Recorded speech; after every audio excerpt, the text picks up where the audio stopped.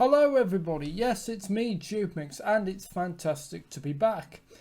And in this episode of TubeMix's reviews, well it's going to be new music. It usually is a classic album, but today's episode is going to be new music because there's a new album that's out today and it's the long-awaited comeback Boomerang by Alison Clarkson, aka Betty Boo, the singer and rapper. You may know her for her hits Gonna Take You There, Where Are You Baby, and of course Doing the Do, which has become quite a common phrase since the song released in 1990.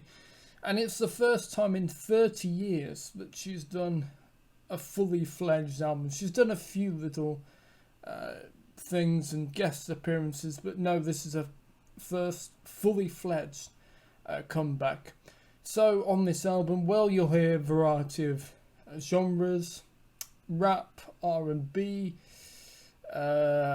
disco, electronic, synth pop. There's a bit of everything, and actually, as you'll hear, I think if you were a fan of Betty Boo the first time round, then you'll like it, but also if you just discovering her, then I think you will like her. Somehow she's managed to stay modern but also go to her roots as well. And on the album there's collaborations from singer-songwriter David Gray, Chuck D from rap group Public Enemy, and on a bonus track, the queen of the kitchen disco herself, Mrs. Sophie Ellis-Bextor. Right, so if you're ready, then let's jump into it and, well, run the titles.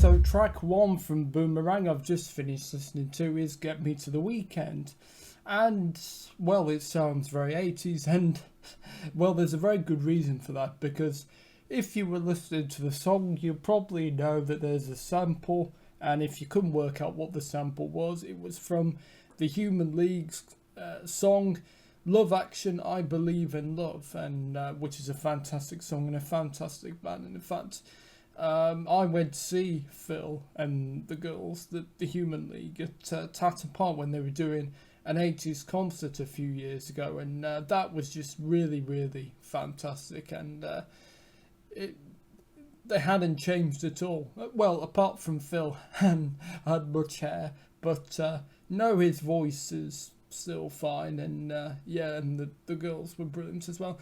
But anyway, yeah, back to this song. There's rap, of course. I mean, it wouldn't be a Betty Boo track, would it, without rap? And there's also electric guitar, a rock-like guitar solo, which is not something I was expecting. Well, I have heard the track before, but it's been a long time, and yeah, I forgot that was in there. So, but yeah, it's a brilliant track. I think if you love your 80s synth pop, if you like the Human League, if you like Betty Boo, if you like, you know, good guitar solo, if you like rap, then yeah, it's the track for you.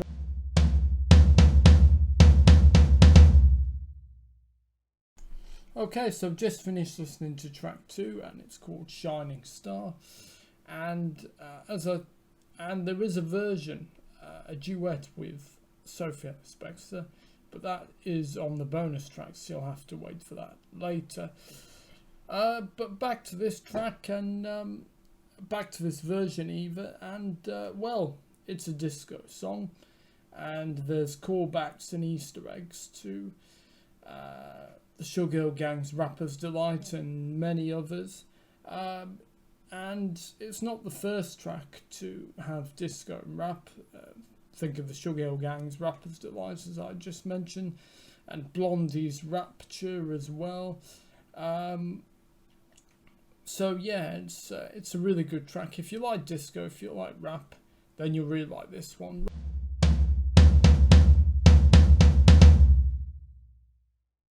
Okay, so I've just finished listening to track 3, and it's called Miracle, featuring Public Enemy's Chuck D. And actually there's, you might have heard the story, but Betty Boo, a young Betty Boo, and Public Enemy, they were thrown out. They were told to leave at McDonald's for rapping, and the manager wasn't too keen on it. It's a funny story. And actually there's a clip of it, so yeah, just type in Betty Boo McDonald's and yeah, you'll find the clip.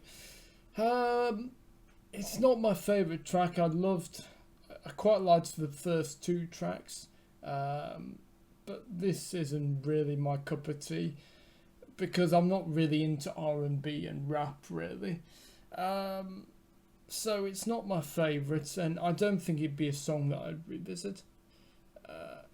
Be keen to listen to again. But it's okay if you like rap and R&B and it's your thing, then you'll like it. Oh, I didn't say whether I would revisit, listen to the previous track. Sorry, Shining Star. Yes, I would definitely, because I did like the disco feel to it, and I also like to get me to the weekend as well. The 80s dance synth pop of that. But no, Miracle, it's not really my cup of tea. And if you like rap and R&B, as I say, then yeah, it's for you, but it's not really my cup of tea. So yeah, let's move on.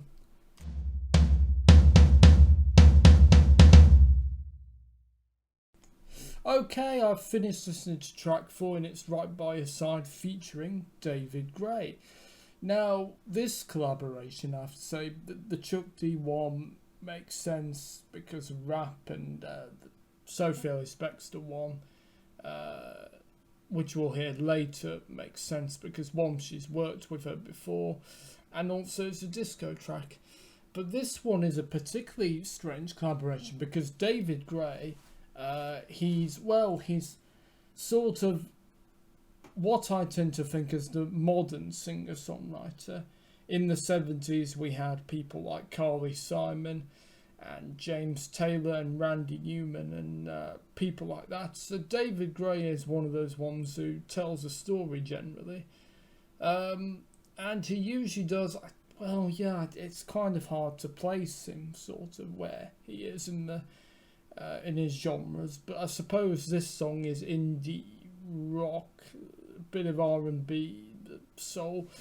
I'm not quite sure where you put it really, but it is a really good song. I really like it, and it got playlisted by Radio 2, and they were playing it quite a few times as well. So yeah, I do like it. It's really great. It's really fun.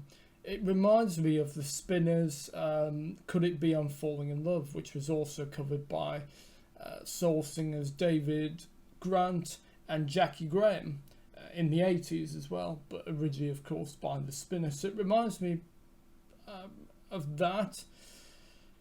And yeah, it's just a great song. I think you wouldn't expect, like I said, rap to be in a David Gray song, but they do work really well.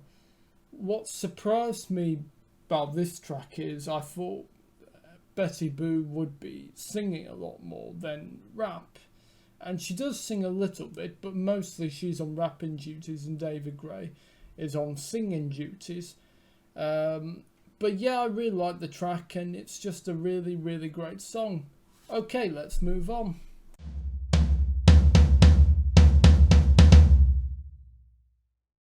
So the next track is the title track called Boomerang, and it's a fun one. It will get stuck in your head really quickly. I think it's a great hook.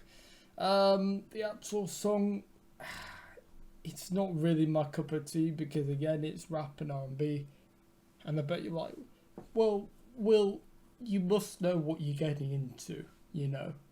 If you know Betty Boo is a rapper, and I get that, but you know some of the tracks I've actually really enjoyed more than others, and even though it's fun, there is a slightly humorous ending when she said bounce about like a boo, and so she doesn't finish the word, and yeah, which is quite funny. Um, but it is a great hook. It is a great pop song, and it's one that would really get stuck in your head, which is what you want as a songwriter and performer. You know, for people to be, have it stuck in their heads and often singing it or, whatever. But yeah, it's not really my cup of tea, really. But it is a great pop song, and yeah, it is Betty Boo. So if you like her, then you'll like it. If you like pop, R&B, and rap, then you'll like it. Right, let's move on.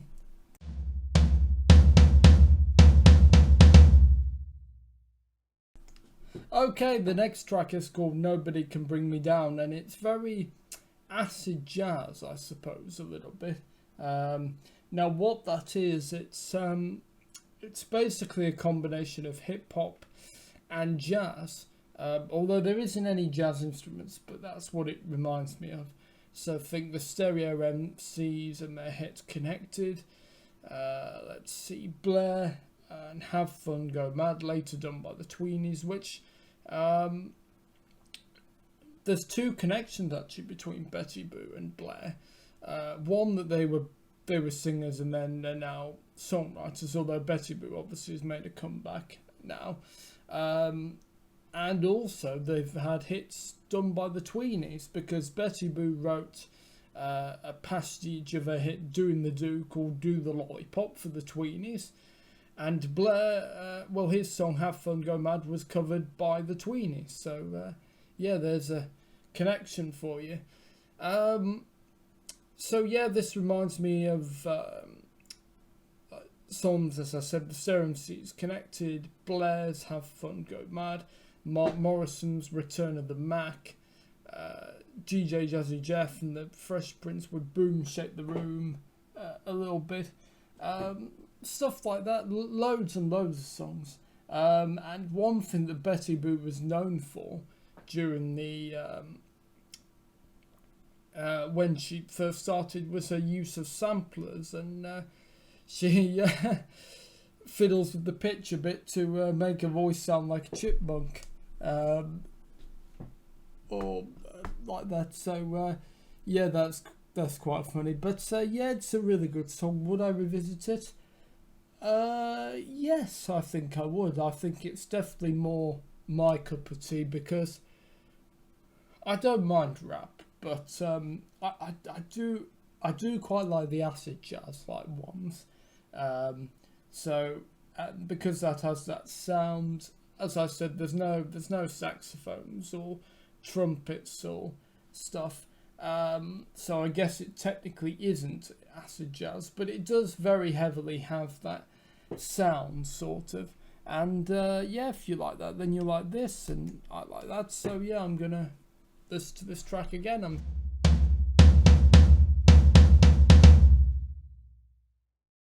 Okay, the next track is called Stop Your Nonsense Bubblegum Pop, which is a clever track, really, because bubblegum pop is a genre in itself. It's basically describes a song that's very cheesy.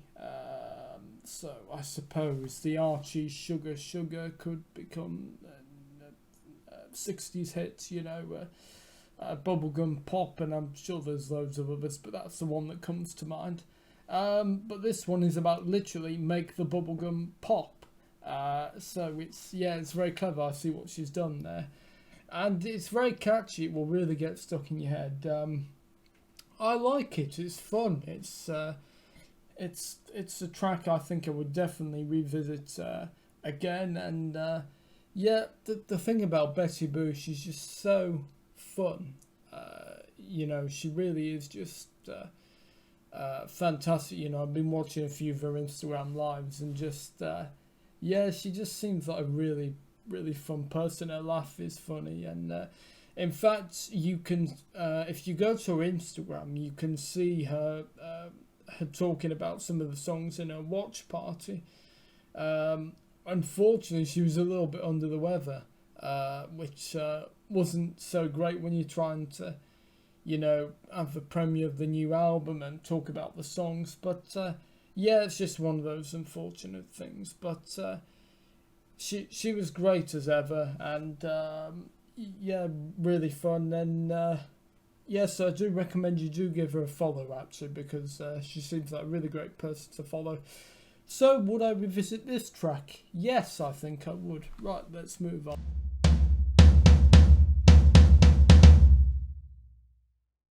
So the next track is called Never Too Late, and I think it's something that Betty Boo can relate to because she stopped her music career. Well, she had to take care of her father, and then he was ill and then passed away, and then her mother passed away and was ill. So, and that's when she decided to step away from the music business. Because as an artist, you know, there is a lot of pressure. There's a lot of pressure to sort of keep going, and some artists, you know, obviously it's harder than others, and it's. I don't think this is really my cup of tea, but I still think it is a good song. Good. Someone said in the comments, it'd be a good end credits song of a film, and I agree actually. And yeah, you know, it is good. It's good to hear her back after all that she's been through, and it seems now that she's here to hopefully stay. And one thing that I should say as well, that this is released on her own record label, Betty Boo Records, which is, you know, independent. I think she's the only one on it, so it's not a big label. I don't think she has a really big team, because in interviews I've read, well, and I may be wrong, but it seems she likes to do things herself, really. You know, she sort of works for herself, and that's really good to, you know, have that, you know, because a lot of artists, you know, say like Kylie Minogue, you know, have lots of dancers and loads of staff that work and help her. But no, I really like that Betty Boo sort of is, you know, the album is having some success, but she's, you know, it's quite, you know, it's from a small record label and it's still having some success, and that's what I really like. It's not too big-headed, and yeah, I think that's really great. Anyway, would I revisit this track?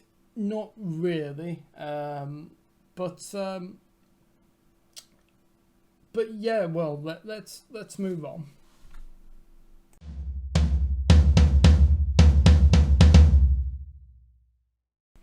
Right, so the next track is All I Want to Do Is Dance, and If I Fought Right by Your Side, featuring David Gray, sounded like the Spinners. Could It Be I'm Falling in Love? Well, this one sounds even more so like that, and I'm convinced there's a few samples from that rearranged and stuff. There's a few trumpets in there as well. And yeah, it's a really great disco sounding track, which again you wouldn't associate Betty Boo with disco, but it seems like, well, she knows what the trend is, doesn't she? And you know, disco, as I said, is so popular now. Really locked down, you know. Well, people just want something comforting and nostalgic, but also something to dance to whenever they have stress or anything, and that's why disco is really the perfect genre, and I think people are really appreciating it more. I know I certainly am. Would I revisit this track? Yes.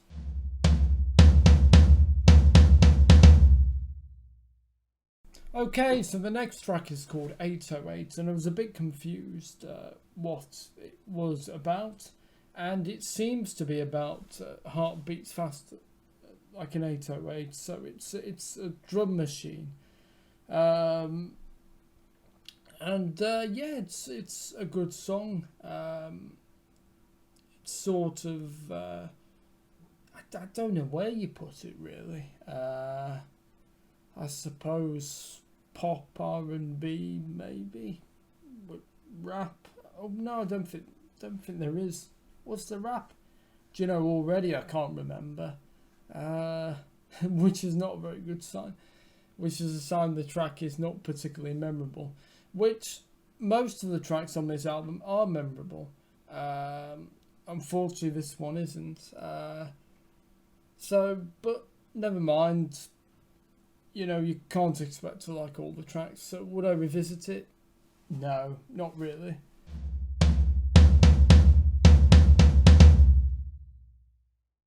Okay, so the next track is called Superstar, and it's not a cover of the song made famous by the Carpenters of the same name. But I tell you who does do a good cover of that song, the great Peggy Lee. You wouldn't think she'd sing it, but fantastic conversion. One thing I've been really listening to recently anyway. Back to this one. Well, it's got an acid jazz feel to it. It's actually got some saxophone. Makes me think of the Mock Turtles, Can You Dig It? The Soup Dragons, I'm Free, which they covered, originally a Rolling Stones track, which of course featured Junior Reid doing some toasting. That's a Jamaican term of early rap, actually. So yeah, I suppose kind of fitting with Betty Boo. Yeah, I really do like this track. I like the saxophone. The chorus sounds like she's going to go to Don't Let Me Be Misunderstood, but it doesn't, but very nearly goes into that. Yeah, it's a great song. I really enjoy it, and would I revisit it? Yes.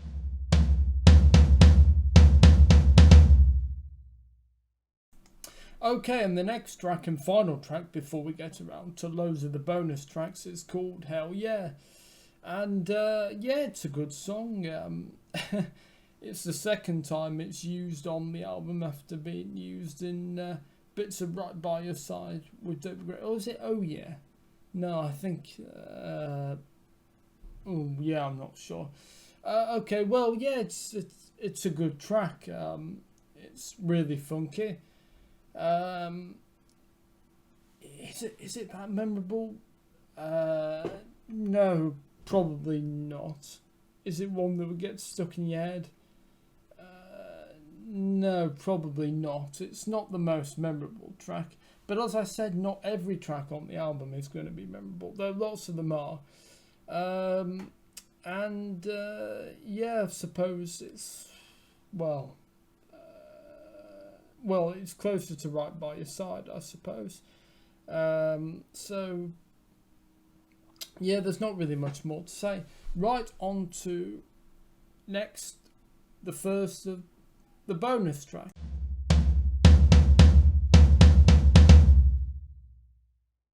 So we're on to our bonus tracks, and as I said, this is Shining Star featuring Sophie Ellis-Bextor, which makes sense because it's a disco song, and of course she's been really keeping disco alive, hasn't she, really? When people think of modern disco these days, they think of her. Well, I certainly do. If you're thinking 70s disco, then you think of people like Chic and Sister Sledge and Rose Royce. But modern disco, I think, really has to go to Sophie, really. And I did wonder, would she rap? No, she doesn't. What's quite interesting is the way Betty Boo says dance and Sophie says dance, which she often has got, teased about really in interviews how posh she is. Yeah, it's fine. It just takes a bit of getting used to. And funnily enough, it took me years really to to notice it really. And I must admit, prior to the lockdown and the kitchen disco, I mean, I remember Sophie when she was on Strictly, which was Bruce Forsyth's last series before his retirement. And yeah, it's kind of taken me. She wasn't really on my radar. I wouldn't have thought of giving her a thought, although I wasn't on Instagram much generally anyway before the lockdown. But yeah, she just is absolutely fantastic, and yeah, she does well. It takes a bit of getting used to, just because I'm so used to the original version. But yeah, she does suit it, and like the average white band, they go full circle because Betty Boo wrote a song for Sophie's fourth album, so it's kind of fitting for them to work together again and sing together. I'm not sure whether she provided backing vocals, Betty Boo, on the track that she wrote for Sophie. I'm not quite sure. But Betty Boo has worked with The Feeling, who, of course, their bassist is Richard Jones, who is Sophie's husband. So she's worked with them, of course, as well. So I imagine knows, maybe got to know Sophie through them. I mean, it's very interesting, isn't it? Because Betty Boo was she was on the scene way before The Feeling and Sophie ellis-bextor. And then The Feeling had her on their track Virtually Art, which I can't remember if I've heard or not. But yeah, that would be a bit strange because I don't think of her as an indie rock singer. I think of her as a pop and rap and R&B and dance singer, I suppose. But yeah, no, it works really well. Apart from the inclusion of Sophie ellis-bextor, there's not really that much different about this track. It's like when Michael Jackson, when they put him with Justin Timberlake, there's a few tiny little differences, but other than that, it's like, she came into the studio, she did her vocals, and then they layered that onto the original track effectively, which is fine. Sometimes that's the way how things done, and obviously, why the need to re-record the whole track, or maybe they recorded the tracks at the same time. I don't know, but they sound pretty identical, which makes me think that they put a vocal, layered it onto the original track. So would I revisit it? Yes. Which do I think is the better version? Ooh, well, I do like them both. I think the original version, though, without Sophie. Sophie is one of those ones, really, which... See, with an artist, usually, in terms of Christina Aguilera, for example, I detest her. In the case with George Benson, I love him. Sophie is one of those ones I follow, and she's a great person to follow. But I don't listen to a lot of her music. I do like her Radio 2 Kitchen Disco show, and I do like her live kitchen discos from the lockdowns, and I do love her personality, and I do love her voice, but I don't like all of her music. So she's kind of a weird one at that. But yeah, I do like this track, and I think I will listen to it again. And I think Shining Star, the original, and well, this one, the track, definitely one of my favourites off the album.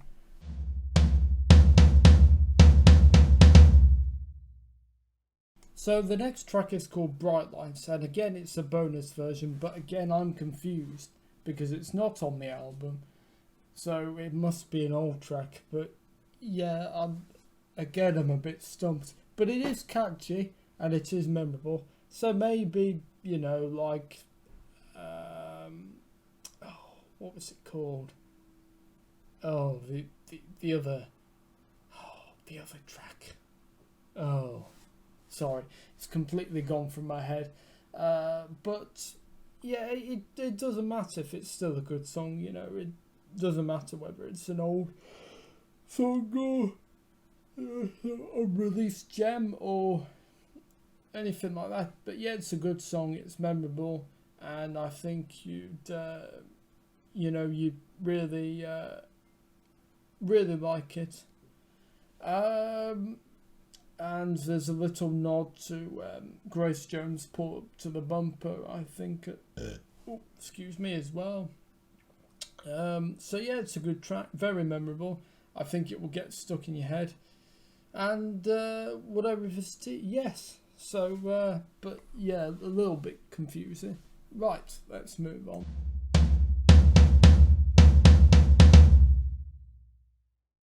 Okay, so the next track is called S.o.s. I'm a little confused with this one because it says bonus version, but I don't know whether it's an old track or, well, it's got to be, because it's not already on the album as, another version like Shining Star, say. So this one's a bit confusing. It is very catchy though, so that's good, and I think it is definitely very memorable, so at least that's good. But yeah, I'm a bit confused with the inclusion of this one, and there is an extended mix. There's extended mixes of Right By Your Side with David Gray and Miracle featuring Chuck D. But yeah, this one's really stumped me, really. I don't know whether this is an old song or... yeah, so it's a good song, but yeah, it's slightly confusing, so... But I would revisit it.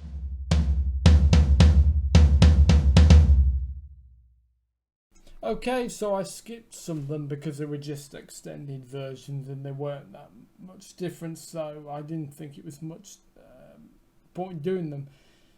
But I'm going to do this one, so this is Doing the Do 22. This is the song probably Betty Boo is most famous for.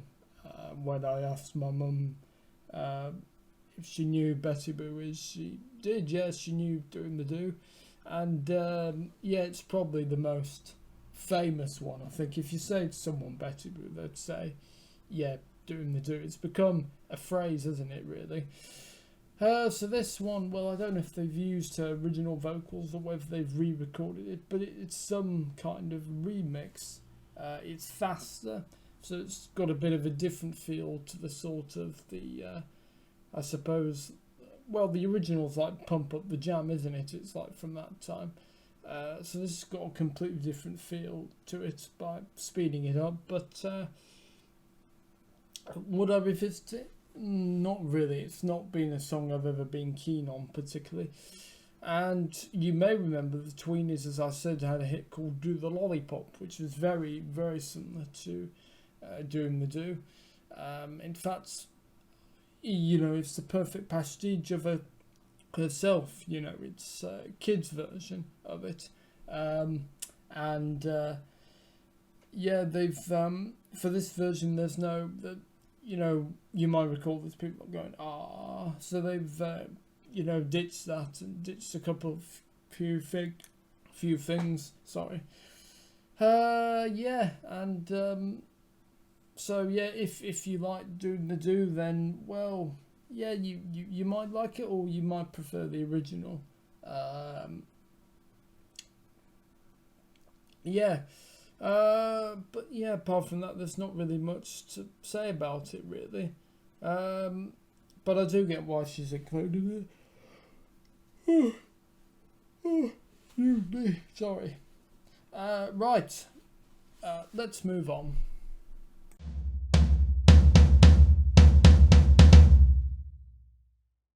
And so we come to the final track. It's Where Are You Baby 22. Which is a remix of a song Where Are You Baby, another big hit for her in the 90s, which is sped up, I suppose, and it's, well, yeah, I thought at first it was going to go like to a full-on dance rave track, but no, it's yeah, I don't know where you put it, but yeah, it's an interesting remix, and if you like the song, then yeah, I suppose you will like this one as well. Yeah, I suppose there's not really much to say about it. But yeah, I get again why she's included it, and obviously she wants to maybe introduce it to a whole new generation who weren't around when Doing the Do and Where Are You Baby were around, and maybe she just wants to give something a bit new for fans, the twists in the songs as well. Yeah, I'm not quite sure. And yeah, that's it. We've come to the end. Well, thank you for watching. If you want to, feel free to like, share, comment and subscribe to the TubeMix YouTube channel. And I'll see you next time. And yeah, I think what I could get from this album, not all the tracks have been my cup of tea, but what I can really admire and respect her for is that this is done on a small label, small independent label. She's working for herself, and you know, to make a comeback after 30 years, which is a long time away, after all the trouble she's been through, to make an album that sounds modern and fresh while also sticking to her roots is very hard to get that balance as well, because you know, sometimes artists can come back, and sometimes, well, you know, you'd rather leave them in the past. And some artists try to be, you know, a bit too hip as well, like trying to fit into the modern and just not working. But no, I think she's managed to succeed in both of that. So I really respect and admire her for that. And yeah, I think if you're a Betty Boo fan, I think you're gonna oh, excuse me, sorry. I think you're gonna like this album. And yeah, nice to do some new music for once, because it's usually classic albums with me. But yeah, really good to get some new music on there. And usually, to be honest, I'm not really, you know, I listen to Radio 2 a lot and I hear new music, but most of it is not memorable. Most of it is just disposable, in my view. But no, there's some good songs on here, songs that I'll probably be revisiting, I imagine. And yeah, that's fantastic. Right, thank you for watching, and see you next time. Bye.